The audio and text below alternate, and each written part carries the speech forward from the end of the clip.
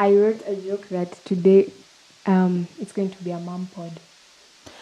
And I'm a bit scared because I don't have an idea what you're going to ask. Yeah, it's all my guests, by the way, never know what they're going to say. Just so you know, it's not scripted. I got flu from my sister. God will see you, Frida. God sees you.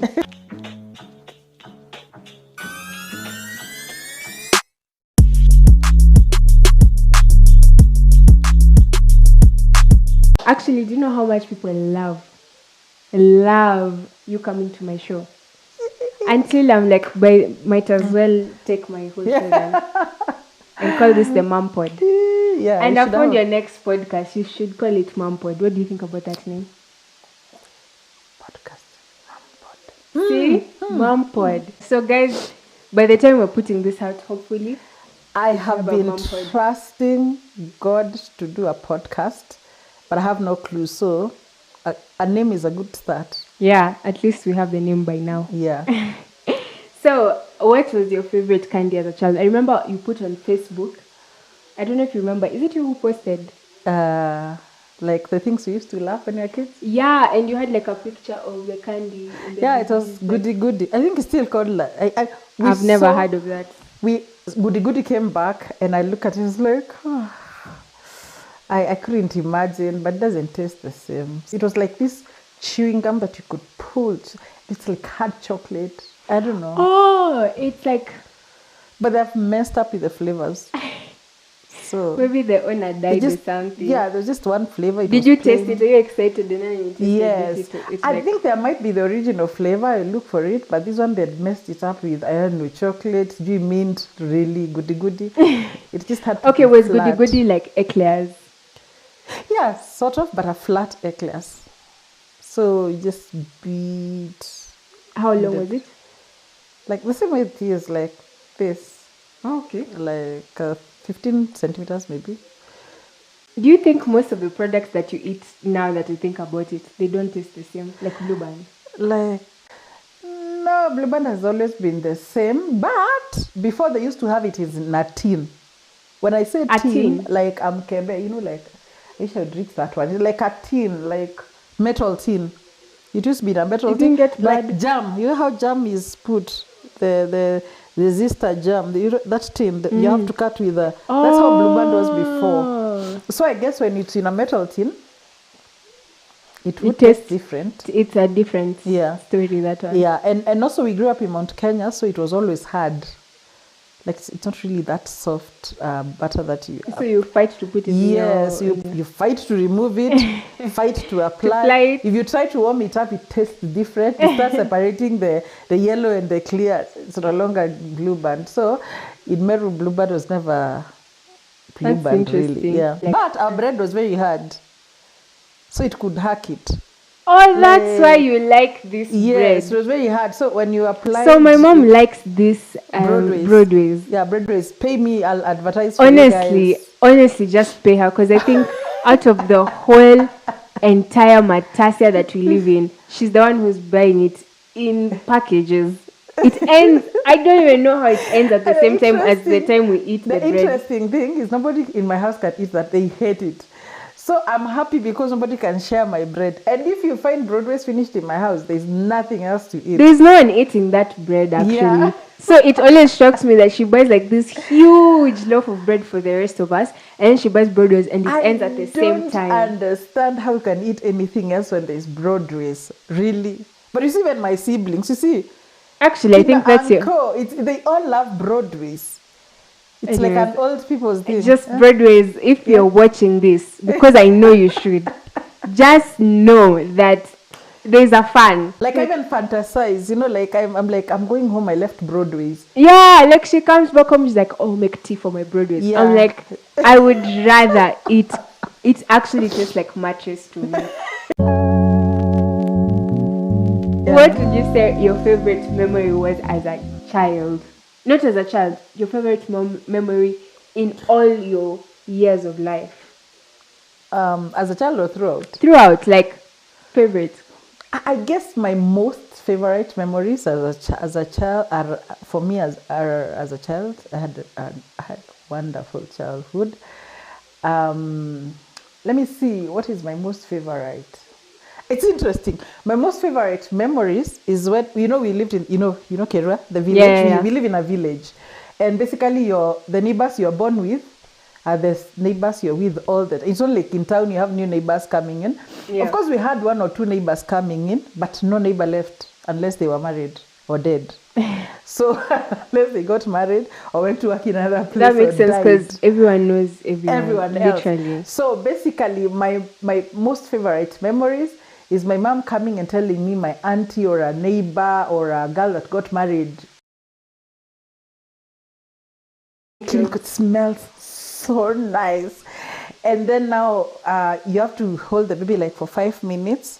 And then the baby, the person, the person caregiver, or mostly not the mother, because the mother is not still very strong. Maybe sometimes the mother passes to the next person. They hold the baby for 5 minutes.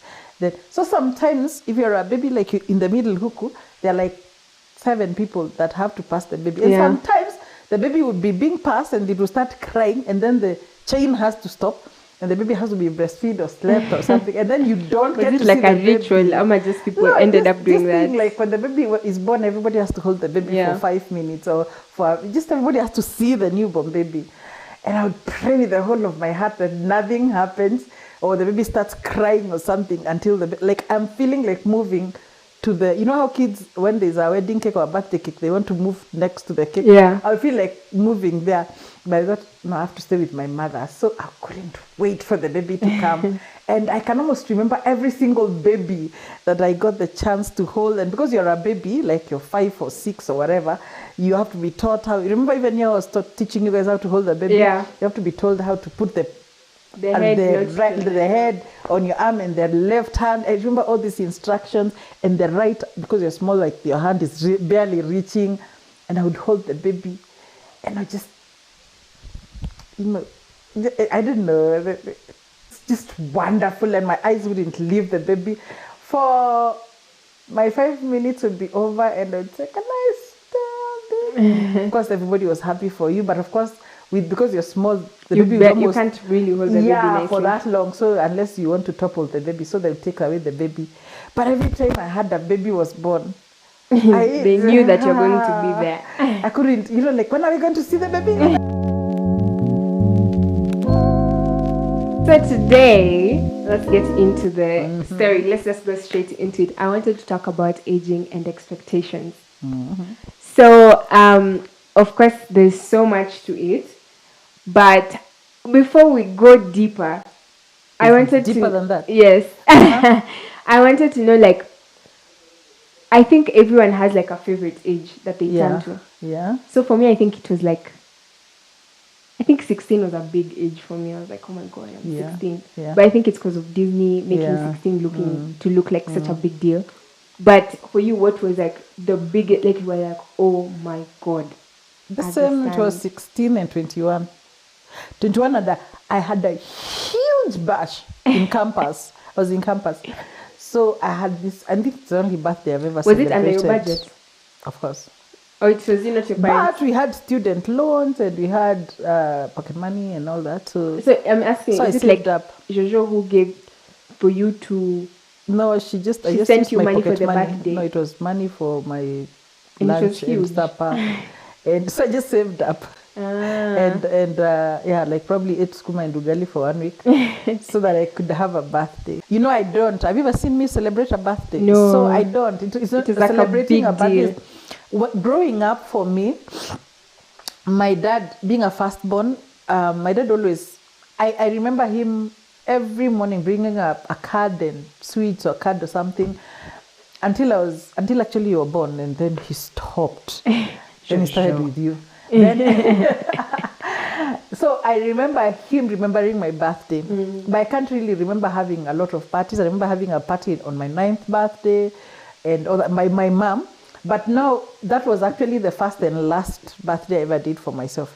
But I told myself when I turn 21, I'm going to have this big party. And for sure I had a big party. And then, that's first.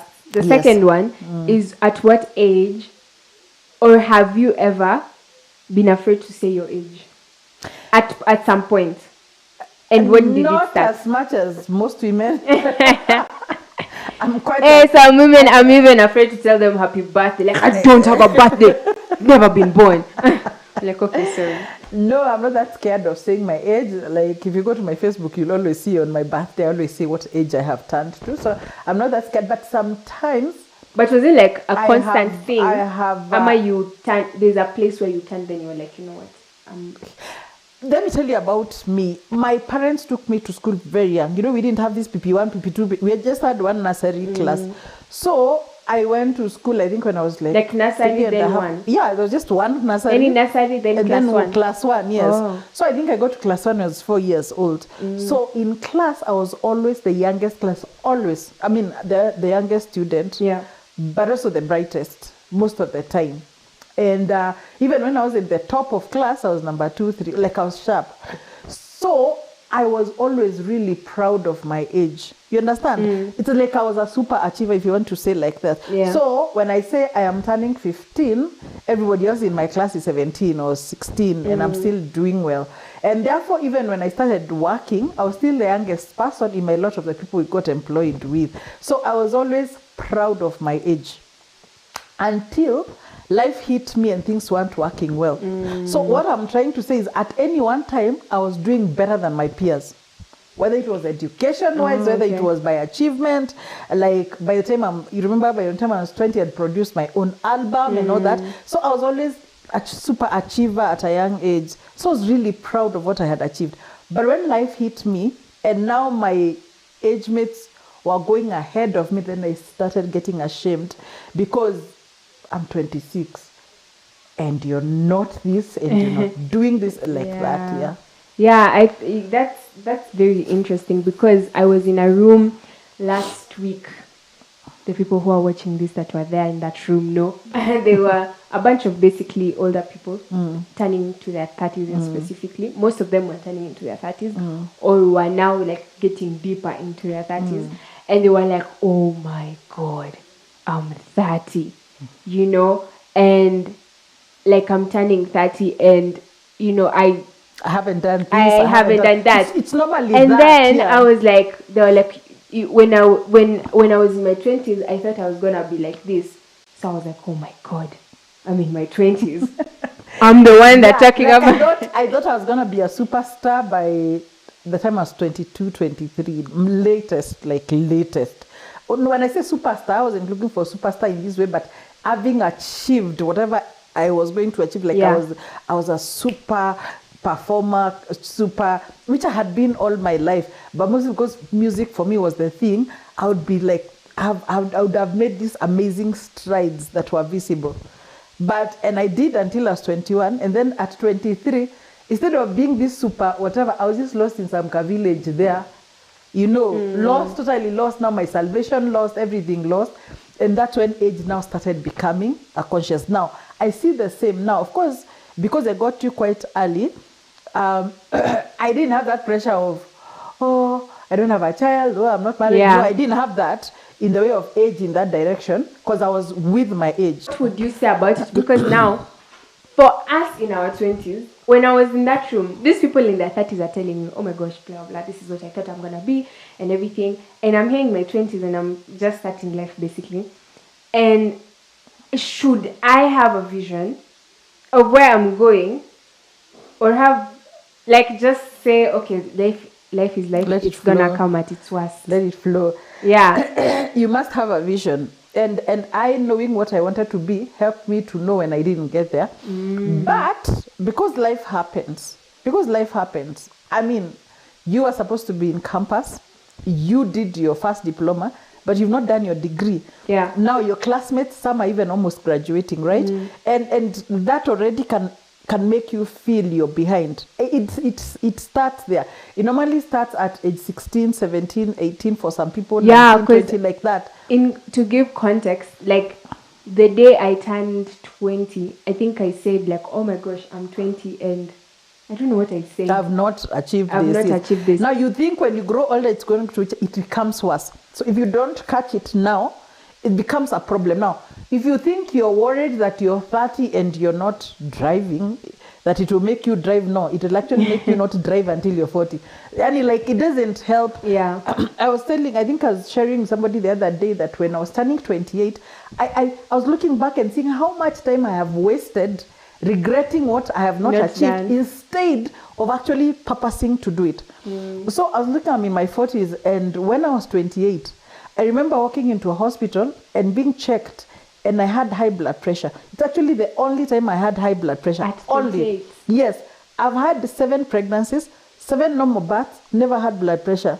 So I don't really have that as a problem. But I was so depressed that I had high blood pressure. Why? Because at 28, I was feeling so hopeless. I was so hopeless that I was feeling that life has passed me by. You know, I was going through a broken relationship. You know, like you meet this person and you think this is life, you know, this is how it's gonna be. And before it even buds like a plant, before it has produced 3 leaves, pop, it's cut off. And it's not working. And you're feeling relationship wise, I've already failed 2 relationships. At 28. I have 2 children. Here I am, like, they were my everything. And I always think, for me, I think God allowed me to have children so that I have something else that I'm focusing on. Fight for rather than just being hopeless. With children, you can't really be hopeless, because even if you're hopeless, they cannot be hopeless. We need food. Exactly. And there's also their vision of what you want for their life. So it's not about you anymore. Yes. So I'm looking at my children, I'm like, wow, Melody had just been born. So I'm looking, these 2 wonderful children here that have to grow, but I'm so hopeless. At that particular time, I think I lost jobs 4 times in a year. Like, maliciously. Not because I had underperformed or anything. Maliciously. Okay, maybe because I was probably in the right frame of mind. But maliciously, I think I was working hard. So it's at a particular time the enemy attacks everything in your life. But more importantly than anything, that my vision, my dream of music had died. That for me, that was the biggest thing. And I was so depressed and I felt hopeless. And now I look back and say, and look at it, instead of I was 28 for God's sake, I should have gone back there, back to the studio, picked a mic and sang. I was 28. You know, like, but I was feeling old and ancient. For me, it's one of the lies of the world, or let me even say of the enemy. It's one of the traps where let me tell you, I keep giving this example. When I was turning 38, I was very depressed. I think there's something with my age, 28, 38. So I was also very depressed. Now, this time around, I was married. I had a family. In the way of functionality of a human being, I was really okay. But I remember meeting up some 2 old classmates, like from high school. And they were really settled. By then, we'd just gotten into a business deal that had hit down like no man's business. So financially, we were in a bad place. These guys had their own home, like a beautiful home, and actually like 3 or 4. I think I met quite a number. And I just got to feel like, wow, life has passed me. This life is passed. I've just been left, and the bus of life passed, and another one passed. And the bus of life of 20s passed, and the 30s now has passed. I'm going to the 40s, and there's nothing to climb. Again, dying process. So I remember that time. You see how God works. So I remember being home, being in Meru. We come from Rwanda for holiday, and being home and feeling totally depressed and negative. And because I didn't want to stay home, I tagged along my dad, like, to his office. My dad is a surveyor, so I tagged his office. Is really quite idle. Government surveyor. Okay, he was a government. So a survey is a lot of government work. So there's a lot of idlers around. So you can just go and chill there, and you'll always have somebody to talk to. So I tagged along to Meru Town with him, and then so of course, because I'm there, I was just following him everywhere. So he was telling me about this amazing idea he had of a business. He's like me, he's a serial entrepreneur. He was turning, my dad is 24 years older than me. So, and I'm turning 38, he's how old? He was turning 65, I think. So he was, or 66. My mathematics is not doing very right now. You can do your mathematics, I'm not doing it for you. Because I mean, they've just come out of school. This audience, I know they've just come out of school. Look at you. He's 24 years older than me. So anyway, So he said, now, you know, by the way, my dad is really strong, like sober, you know, like he said, I'm strong in the mind, I'm strong physically. He can walk kilometers, like he loves walking. He has a vehicle, but he loves for him, walking. I can imagine, because my grandfather usually wakes up at like 6 day. every morning. Yeah, 5 actually. 5 so every morning. So I can. Then he calls us all at 6. And then you just find him there at 7. So imagine, I can imagine him just from 7 to doing like 11, just there. So he was like, I'm strong. If I live for the next 20 years, what am I gonna do? You know, like, what am I gonna do with myself? Will I go and play that in Kimeru? They call it kyodi, like that. Have you seen men in the village playing the that thing? Yeah, it's like you chess, shake but like this. Yeah, checkers or something. Yeah. So it's like, am I gonna go play checkers in the village? I need to be productive. I was like, wait, this guy is counting 20. If this guy is counting 20 years, that means 40. I'm counting 44, like, because he's 24 years older than me. So like, I have 4 more decades of strength. Why am I wasting? Let me tell you, I woke up like a gazelle. I woke up with so much strength. I didn't care if I fail again. I didn't care if I do something 65 times again. I was going to keep trying. I was going to keep doing it. And since that time, I've never been afraid of, not even afraid of saying, felt as if I'm behind, because everybody has their process. That's depression of the rest of my classmates have gone to college. I haven't. The rest of my classmates have jobs I don't have. My friends have started buying cars. I don't have a car. You know, all that. My friends are getting married. I'm not married yet. You're married, but you don't have a child. My friends have gotten a child. Like, I don't have a child. It's a never-ending cycle. Yes. So if there will always be something. You always have to, always have to be in that same level with them. I don't know, like, if you don't cut it now, not even just cut it now. That's where gratitude comes from. That is where being grateful comes from. Because even when I remember that year, I was sitting right next to the airport. Don't ask me what I was doing, but I was just seated right next to the airport, JKIA, and looking at the flies flying in, and I remembered some. When you think of gratitude, and I thought how many times I'd actually flown into that airport and out at that age. I'd flown in and out so many times I couldn't even count. How many? I asked myself, how many people at that age had gone to Europe? How many people? How many people have? I've had all the opportunities that I've had. How many people at that age would want to be married and they're not married? How many have children? And how many? There's so many blessings. Exactly. The kind of connections I've had, the successes. Maybe not one large success, but the small successes I've had. How many people have been able to achieve the things I had achieved at that age? Not many. There's so many probably at that age, at 38, when I'm brooding, who would wish to just make one trip by aeroplane, And that's a big deal. It's a big deal for them. But now I'm so here depressed because I have seen somebody who owns this mega home and I don't have a home for myself. And actually, I think, which is basically comparison, being the thief of joy. I think also, even for me now, to be able to see somebody who's doing, like, for example, me, I was telling someone I could not watch singers. I could not stand watching singers for the longest time, mostly young. The younger they are, the worse it was for me. They're younger than you, yeah. Because I'm like, you're singing like this and you're in stage full of millions of people, and me, I have a nice voice and there's nothing I'm doing about it. So I think that instead of using that to make you feel down, you should change it and also make it an inspiration. Follow people. In fact, those people that have houses that go look for more houses. Go on Pinterest and see those houses and visualize it until it becomes to be. You don't need. It's not a fight. It's not like God has only 3 houses to give to you. Also, you have to understand we all have different journeys because we all have different destinies. So there is me and my classmate. Our destinies are totally different. Okay, what she's called for is not what I've called for. So, for example, one of the things God showed me. And I'm not saying this because of a sense of failure. Now I'm teteaing myself. It is actually from a place of genuinely what God spoke to me. Because I said, God, I want to...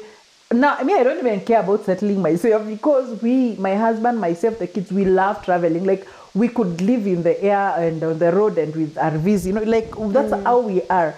But because naturally it is good to be settled, I wanted to settle. Now, God said, you will be settled. But if I settle you now, you will not do what you're supposed to do. You understand? Like, Because do you have a nice house to live in? You know, are you able to pay for it? Yes. Are you? Yes. If I settle, as soon as you get settlement. Because God doesn't want that to be your final destination. Exactly, because that's not my calling. Yes. Okay, my calling is for the nations. My calling is to be out there. And that could be, instead of it being a blessing, the way I was thinking, it become a barrier. So we all have different journeys. So in the way of being out there, God has made me expand really great. But in the way of, now my friend who is settled, maybe they are called for that. Not maybe. That is actually what that is where they're supposed, their influence. I have a classmate, my best friend in high school. She's a chief. Look at you. I look at her as like, don't arrest me. And I look at her and I see how even my own dad, because he's a chief where my dad is, even how my dad respects her. I'm like, wow. And then, you know, she always used to walk like a man. It's like, oh my God, yeah, she was going to be a chief. You know? Yeah, and she became a chief quite at a very young age. You know, because every one of us has a calling. And now that you're talking about callings, I wanted to talk about generational curses. Yes. And what would you describe generational curses as? Giving like your story of how, when, you know, how you thought your life was going to be this way.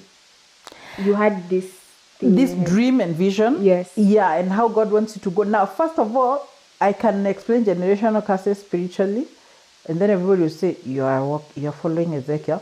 And then why not? Or I can explain it scientifically and say your new age, whichever way it's not gonna work. But let me just make it simply like this. There are family patterns or cycles that sort of nobody seems to get out of.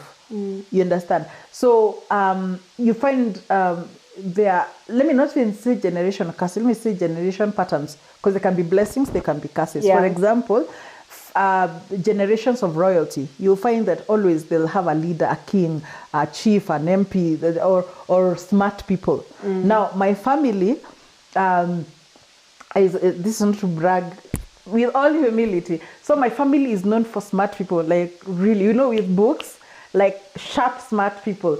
And looking back at your life, what would you say was like a generational curse? What would you define? Because I know if somebody is watching this, they're like, yeah, I know generational curses. Yeah. So for me, and generational curses will, just like blessings, but generational curses will have a beginning. Yes. Now, the beginning could be your father, your grandfather, your great-grandfather, 10 generations. It could just have come down a whole 20 generations and just been there with you. In the spiritual world, what they say is that they are spirits, familiar spirits, which have been with your great-grandparents, with your ancestor, and they are with you. So they enforce, they are familiar spirits enforcing the same. They know how you guys, how you respond. If it is anger, they know, you know, they just, it's like your... And these familiar spirits are demons. Yes, they're demons, yeah. They are like your unseen relatives. Like they're with you all the time. And with your family. In fact, when you go to those... they have a right. Because demons don't come in, they come in with a right. So one of your ancestors gave them a right to come in. And mostly, there are many ways it's done, but mostly it's through witchcraft or divination or all these rights. And so a covenant was made, and your whole lineage was handed into that sort of problem.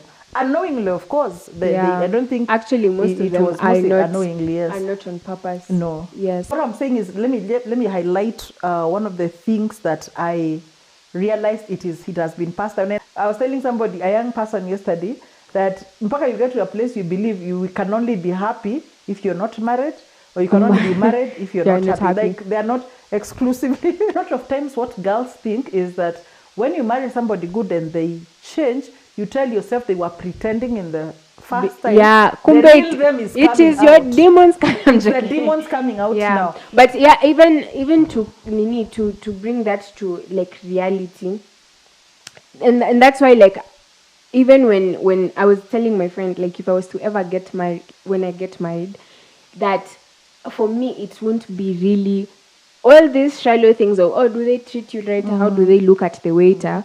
because that's the one thing everyone says. How do they treat treat dogs? their dogs?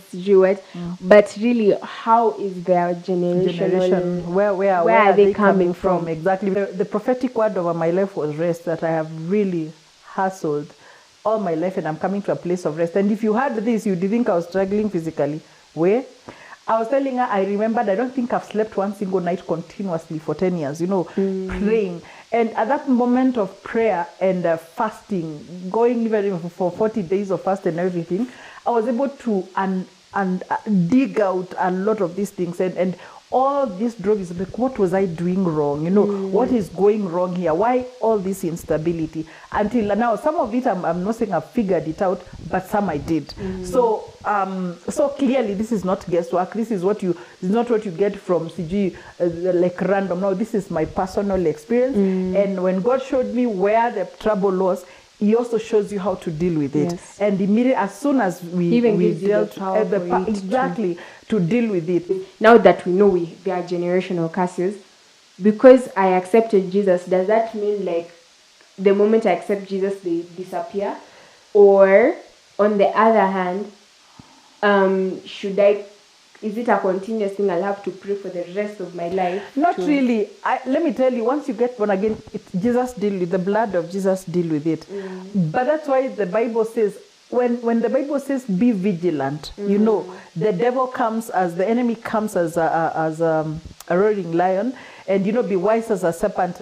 The Bible is not talking to non-believers; it's talking to Christians. So once you become a Christian, then the devil is on your case, like in the case of Job, trying to find a loophole, trying to find a way to get in. And as soon as he finds a way, ata kama ni bitterness, like you open the door of bitterness, he comes in and hits. You understand? But now because you don't take bitterness as a big thing, you keep feeding into that snake of bitterness. And then now it comes in and destroys your life. Then those generational curses come and take strength in your life, and you can't do it.